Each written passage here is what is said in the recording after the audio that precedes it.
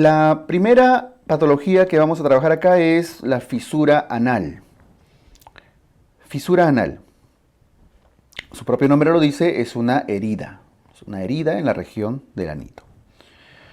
Como están viendo acá, estas heridas ocurren en la zona inferior a la línea dentada, ¿no? De la zona de transición entre la zona rectal y anal, y ocurren sobre todo en la línea media posterior, en la parte posterior en ese sentido. Es raro que ocurran en las zonas laterales o anteriores, en el resto de la circunferencia. Cuando hay heridas en estas regiones, ya tenemos que pensar en neoplasias, problemas inflamatorios crónicos, otro tipo de enfermedades, incluso cáncer de anito. Pero si es en la parte posterior, es la fisura anal clásica que conocemos, secundario ¿a qué? A estreñimiento crónico. Por eso, en generalidades, ponemos asociado a estreñimiento crónico, más frecuente en la línea media posterior, aproximadamente el 90% ocurre a este nivel. Un 10% va en la línea media anterior y está asociado un poco más a lesiones traumáticas. Pero el del estreñimiento, que es la más común, zona posterior. La evolución fisiopatológica. Todo comienza con el paso de heces duras, que generan una herida, ¿okay? Generan una laceración. Entonces, las heces duras generan una laceración muy pequeña, una heridita, un pequeño desgarro. El problema es que ese desgarro luego genera dolor. El dolor, por el paso de las heces, por el desgarro del tejido, debería cicatrizar normalmente ese tejido, pero el dolor hace que el esfínter haga hipertonía. ¿Qué pasa cuando pasan esas duras y duele? El esfínter anal interno, que es el involuntario, no lo pueden controlar, se contrae fuerte, pero es por el dolor. Esta hipertonía hace que los vasos sanguíneos que recorren, miren la imagen que estoy haciendo, los vasos que recorren esta zona, por la contracción muscular, se cierren. Y al cerrarse en toda la circunferencia, no suministra suficiente cantidad de sangre y oxígeno, obviamente, a la herida, por lo tanto la cicatrización no se va a dar en tiempos adecuados. ¿Ok? Esa hipertonía entonces nos lleva a la isquemia, a la poca perfusión. Y al haber poca perfusión no cicatriza, por el contrario, la herida aumenta su tamaño. Todo comenzó entonces con una herida muy pequeñita, que generó una laceración, que dolía, y luego eso generó hipertonía del esfínter. Esa hipertonía nos llevó a la isquemia y la isquemia más herida. Y más herida, otra vez regresa. ¿A qué nos lleva la herida? A que duela más. Aumenta el tamaño y genera más dolor. Más dolor, más hipertonía, más isquemia, más herida, más dolor aún. Y se hace un círculo vicioso con el cual la herida no solo no cicatriza, sino puede ir aumentando de tamaño y se va cronificando. ¿Ok? Sobre todo si es que no se corrigen los factores de riesgo como el estreñimiento crónico. Acá. Entonces el diagnóstico se hace de la siguiente manera. En fase aguda, la clínica más frecuente, y por cierto es lo que más preguntan de fisura, es esto. Dolor relacionado a la defecación, durante y después de defecar. Cuando pasan las heces y cuando terminan de pasar por toda la irritación que deja. Y un sangrado leve, escaso, no es un sangrado masivo. Esta es la clínica más común. No son sangrados masivos, cuidado. Si ya sangra mucho, puede que haya una hemorroides ahí que esté involucrada también. Dolor al defecar con rectorragia leve.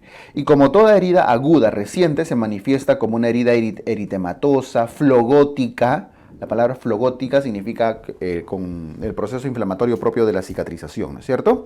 Y húmeda, por supuesto. Siguiente.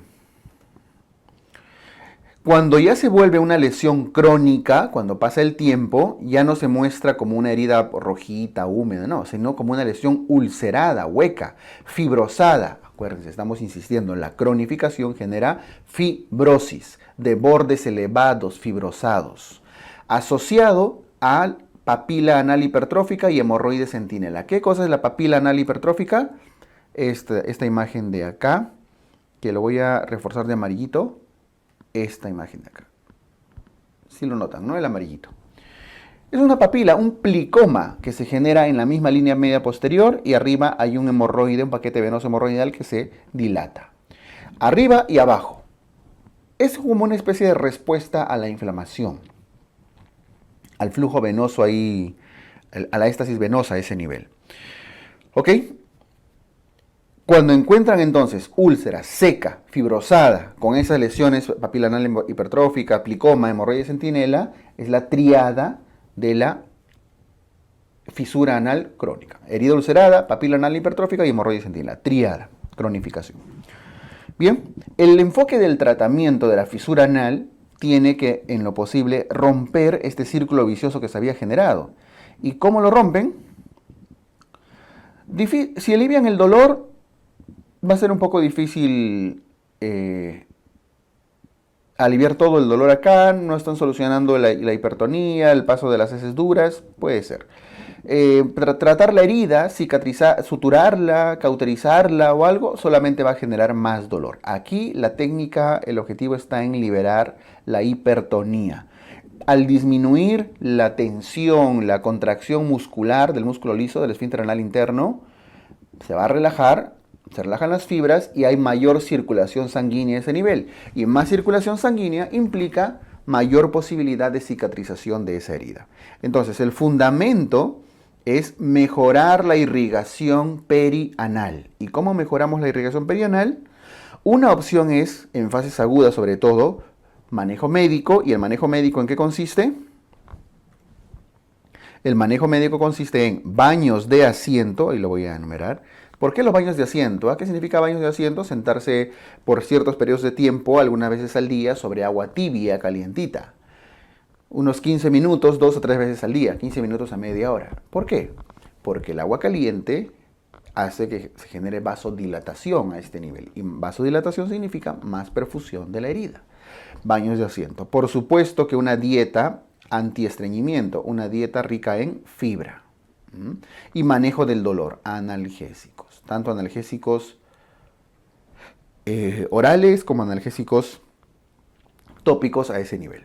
Lo importante es disminuir el factor de riesgo y generar en lo posible vasodilatación. Mientras se mejore la hipertonía, se mejore la perfusión, a ese nivel, se mejore la irrigación, va a mejorar la herida. Pero cuando ya cronificado, difícilmente eso va a ayudar. Aquí lo que se hace es tratamiento del esfínter. Y el tratamiento del esfínter, estoy hablando del esfínter anal interno, va a depender del riesgo de incontinencia fecal. ¿Por qué?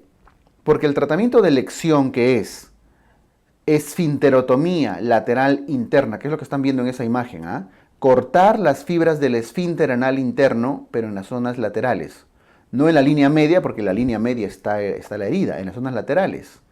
Esfínter interno, por eso se llama esfinterotomía lateral, porque es a los costados, interna, porque es del esfínter interno. Esa esfinterotomía, que es el procedimiento que da mejores resultados, se hace en pacientes que no tienen riesgo. Ahí dice, sin riesgo. ¿De qué? De incontinencia fecal.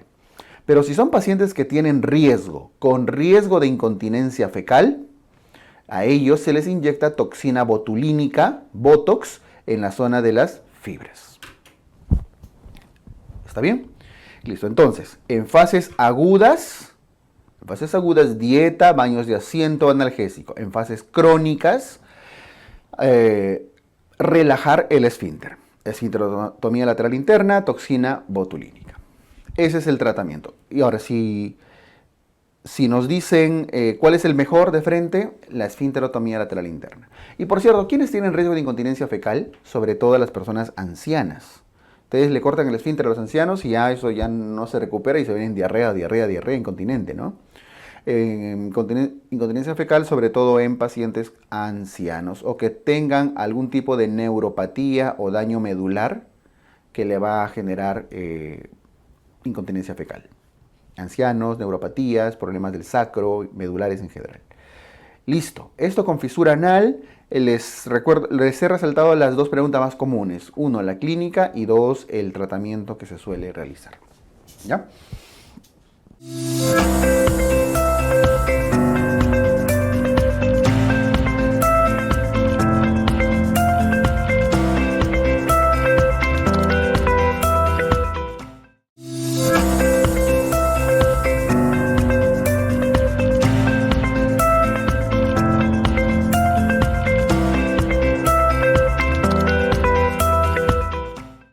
El otro tema es hemorroides.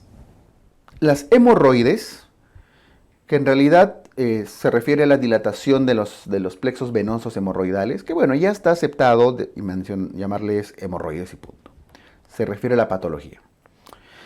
Las hemorroides son protrusiones de paquetes venosos hemorroidales. Recuerdan de anatomía que hay un plexo venoso hemorroidal interno y hay un plexo venoso hemorroidal externo, ¿cierto? Esos plexos venosos recogen la sangre venosa de la zona del recto y los llevan a la vena rectal superior, vena rectal media, vena rectal inferior, sobre todo a las partes inferiores.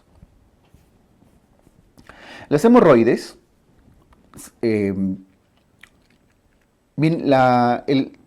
tienen como principal característica clínica el sangrado, ¿ok? El sangrado. Y este sangrado termina siendo la primera causa de hemorragia rectal, ¿okay? Que es un tipo de hemorragia baja, ¿no? Una hemorragia digestiva baja. Es una de las primeras causas de hemorragia digestiva baja, en este caso rectal. Tiene como factores de riesgo también al estreñimiento crónico, a la multiparidad. ¿Por qué? Por el aumento de la presión venosa, de la presión abdominal, que genera también aumento de la presión venosa, ¿no? Y luego sus dilataciones. Estreñimiento crónico, multiparidad, obesidad, etc. Bien, afecta un poco más a los varones, sobre todo. Varones, obesos, estreñidos, o bueno, multíparos, ¿no? Bien, lo que tienen que recordar de las hemorroides es su clasificación. Eso es lo que les preguntan con más frecuencia. Sangrado, estreñimiento crónico, multiparidad, ¿qué más les dije? Obesidad, ¿no? Varones. Muy bien. En el diagnóstico, ya hemos dicho que la clínica principal es el sangrado. O sea, para diagnosticar hemorroides debe haber sangrado y algo más. Algo más. Y eso va a depender del grado. Si es grado 1, solamente sangra, no prolapsa. Miren que ya hay una dilatación del paquete venoso, ahí lo estamos viendo, el plexo hemorroidal interno, pero no llega a prolapsar. Ahora, como está dilatado, sí puede generar sangrado. Eso es posible.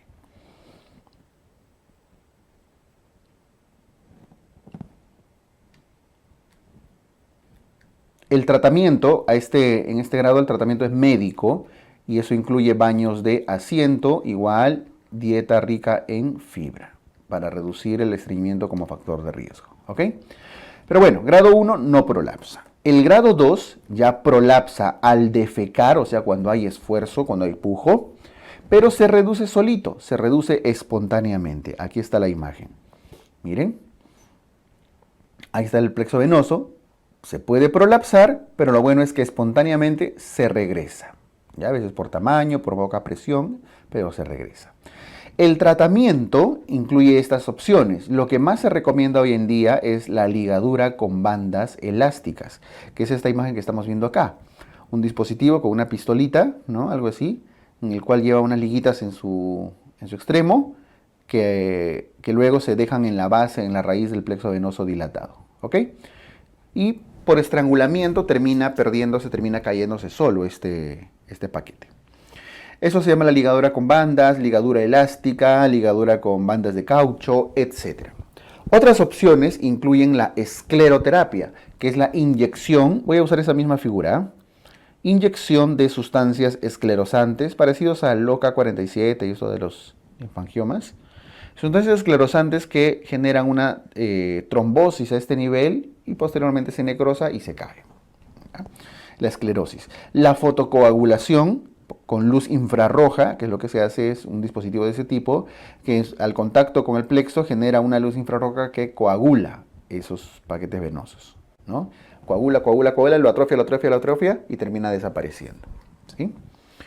Bien, de estos, ¿cuál se prefiere? Se prefiere la ligadura con bandas. Eso es uno de los más recomendados hoy en día. Ahora, si se trata de un paciente con grado 1 que no prolapsa, pero sangra, y no mejora el sangrado con manejo médico, ante sangrado persistente se puede optar por fotocoagulación. O sea, una medida de grado 2 para el grado 1, pero un grado 1 que no está mejorando, ¿no es cierto?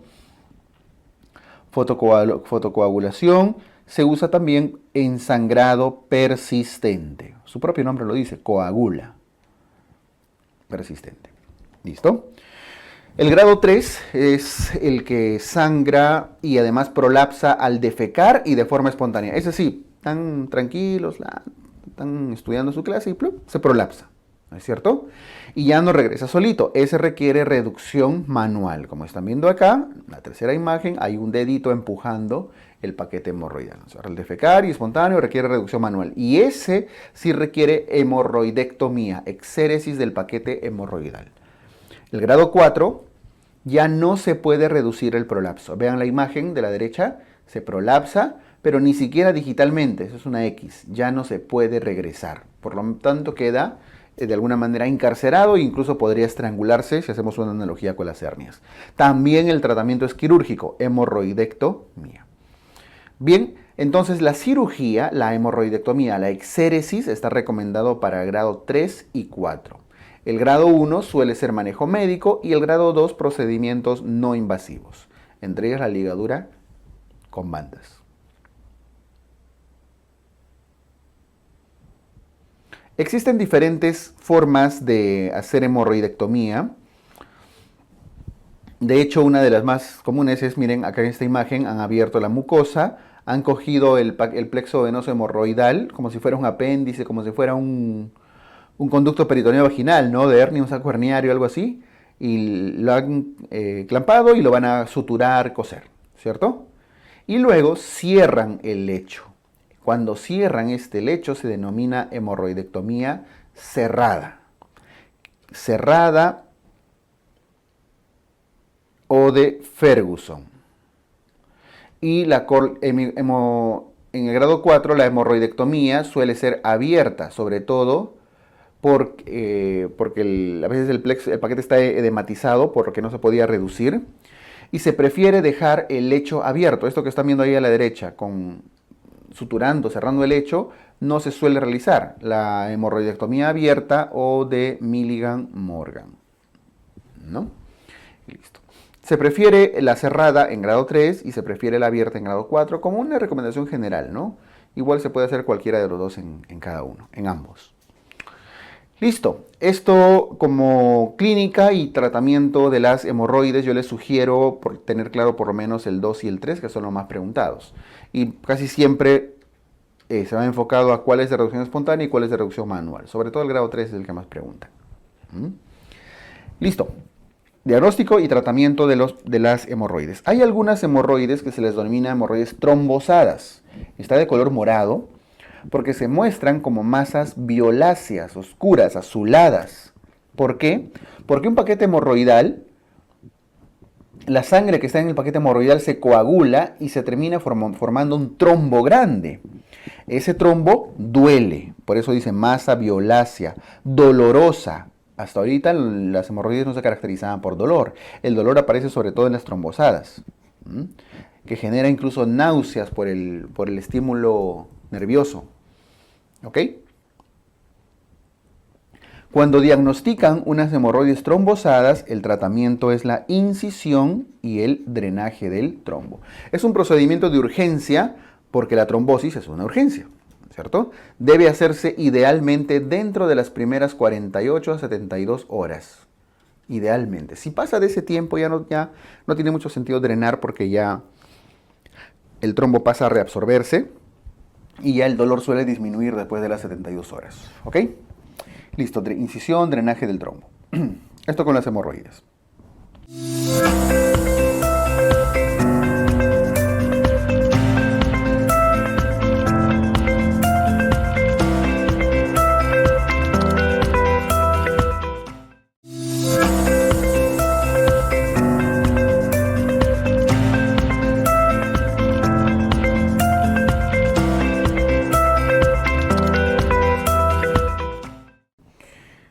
Y ahora los abscesos, porque estábamos viendo que es la principal causa, ¿no?, de las fístulas.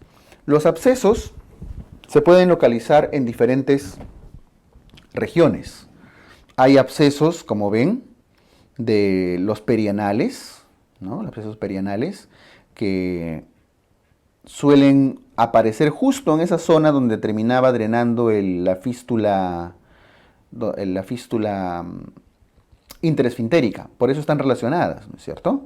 Hay otras que son los abscesos interesfinterianos, que aparecen sobre todo en los casos de fístulas transesfintéricas, los abscesos isquiorrectales, los del supraelevador, etc. Significa que cada una de las fístulas está relacionada con algún tipo de absceso. La mayoría de abscesos, suelen ser estos, los perianales.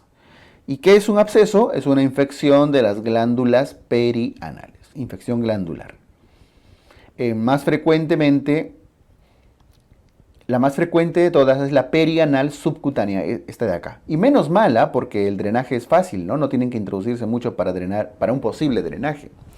Tiene como factores de riesgo al sedentarismo, a la diabetes mellitus, a la obesidad, etc., ¿no? Factores de riesgo ya creo que bastante bien comprendidos. En el diagnóstico se muestran como una masa flogótica. Y esa masa flogótica suele ser esta.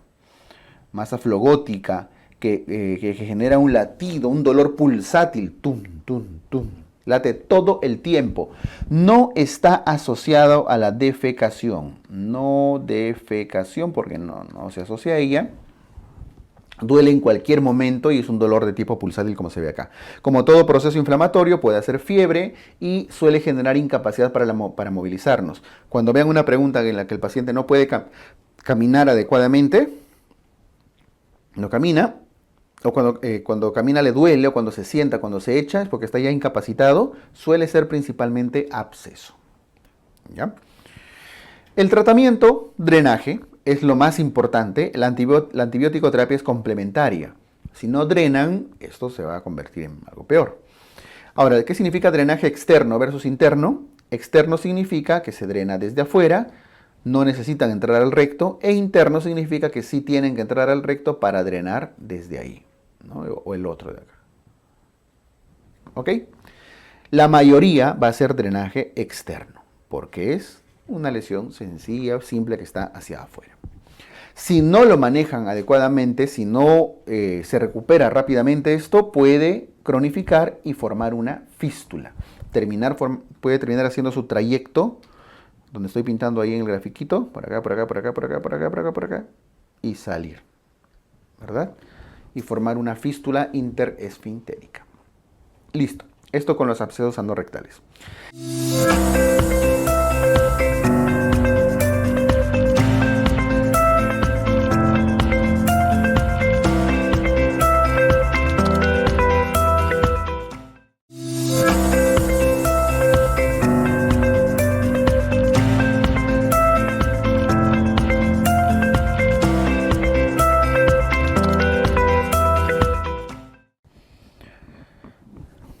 Vamos con las fístulas anorrectales. ¿Qué son las fístulas anorrectales? Las fístulas anorrectales son trayectos inflamatorios crónicos entre el conducto anal o recto inferior y la piel perianal. Es decir, caminitos paralelos al recto, por fuera. Esos son. Y usualmente tienen un componente inflamatorio crónico. Significa que previamente ha habido una inflamación aguda y, por cierto, generalmente es un absceso. Por eso dice, la mayoría son secundarios a un absceso anorrectal. Ese viene a ser el cuadro inflamatorio agudo que después cronifica. A veces porque no se drenó suficientemente o simplemente porque es complicación. Ya pues, ¿no? Las cronificaciones, cuando una fístula cronifica, tiene riesgo de malignización, ¿ok? Puede malignizar, puede generar adenocarcinomas y demás, o carcinomas epidermoides, incluso en la zona anal. Estas fístulas pueden ser de varios tipos. Les pongo las dos más comunes, la tipo 1, que es la interesfintérica, y la tipo 2, que es la transesfintérica. Hay otras que son la supraesfintérica o la extraesfintérica, etc. Pero estas vienen a ser las dos más frecuentes. Ahora, ¿según quién? Según la clasificación de Parks. ¿Y cuál es la clasificación de Parks? Esta de acá. ¿cierto? Según Parks, ahí están las diferentes fístulas que se pueden formar.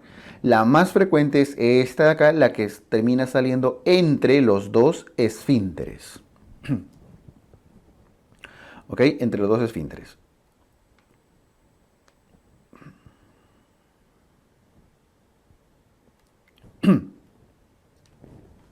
La más frecuente es esta, la interesfintérica, y luego la otra es, la segunda, la trans.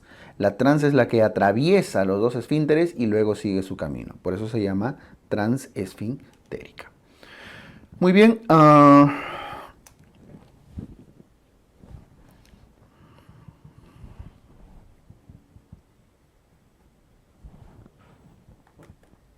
El diagnóstico de la fístula anorrectal se da básicamente, es simple en el sentido de que se suele manifestar como un orificio anormal que genera una secreción con olor fétido, ¿no es cierto? De materia fecal muchas veces.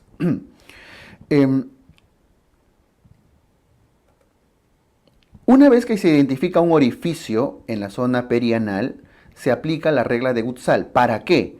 ¿Para qué? Para predecir el probable trayecto. Se predice el probable trayecto.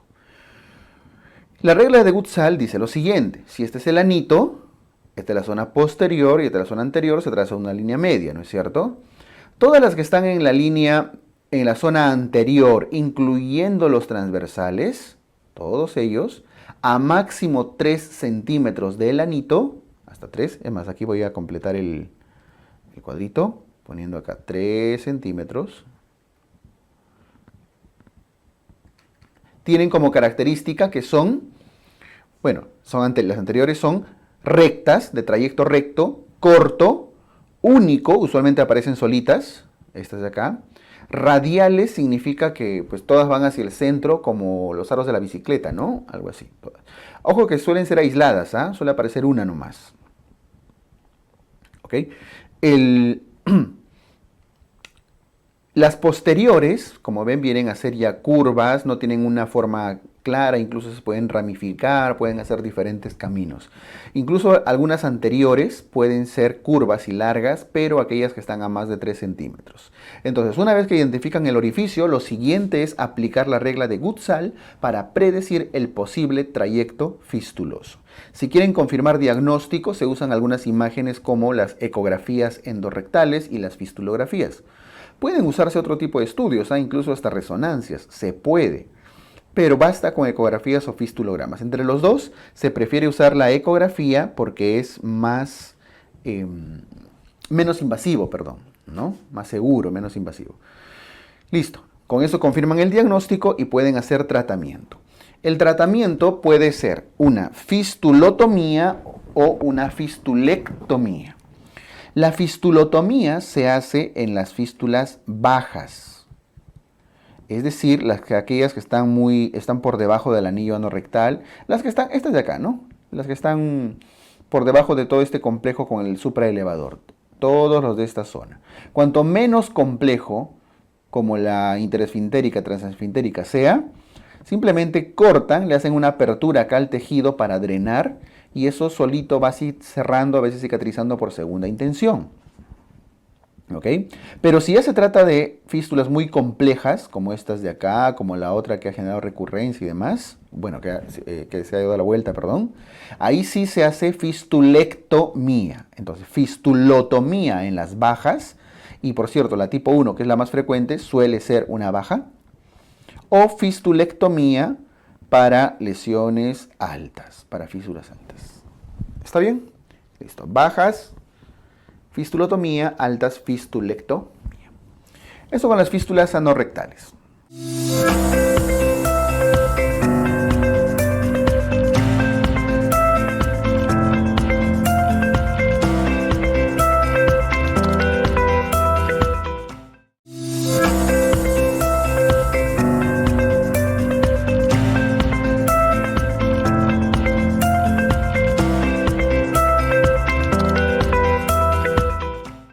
El prolapso rectal está aquí básicamente solo como información. Vino solo una vez por ahí en un examen, pero de una forma, con un enfoque de pregunta distinto, era de diagnóstico.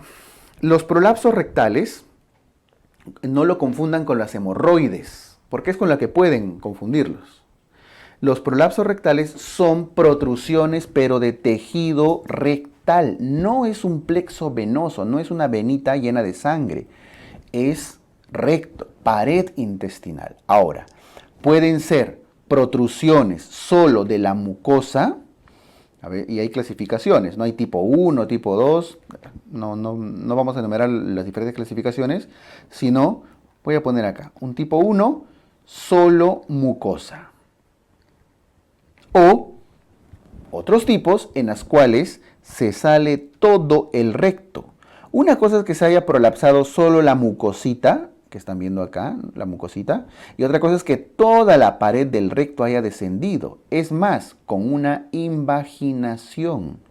Si se dan cuenta, se está invaginando. Y en una vista externa, el recto se ve así. Es como si fuera un gusano que está saliendo, ¿verdad? Esto, por supuesto, genera obstrucción intestinal. Entonces, las tipo 2 incluyen toda la pared. Tipo 1 solo la mucosa, en ese caso le llaman parcial, o puede ser toda la pared, que obviamente se va a llamar total en ese caso. Pueden o no tener invaginación intestinal, con invaginación o sin invaginación, ¿ya? Dependiendo de la forma de protrusión. Esto no se suele manifestar como una masa violácea a menos que se haya ya trombosado, que haya perdido vascularización. A diferencia de los prolapsos de hemorroides que suelen ser bolsas, ¿no? Bolsas completas.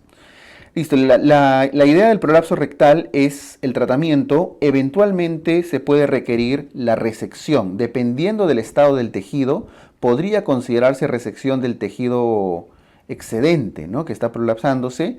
Y eso es por un lado. Se decide dependiendo del grado de severidad. Y por otro lado, se puede poner en la parte superior, cubrir al recto con una malla. ¿Cierto? Una malla fijada al promontorio, al hueso que está atrás. ¿Para qué? Sujetándolo para que no se caiga el recto.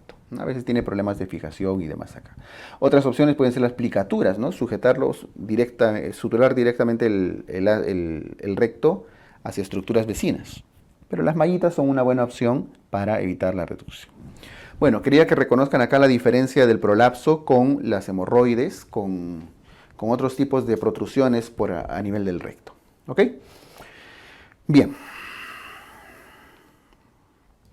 En una imagen se ve así. No es una imagen violácea, suele manifestarse como una imagen bastante regular, circular, a veces sangrante, pero con un color mucoso, ¿cierto? Eso es el prolapso rectal. Y obviamente no se parece a unas hemorroides, ¿ah? Hay que tener cuidado y lo vamos a practicar en preguntas ahí para no generar dudas.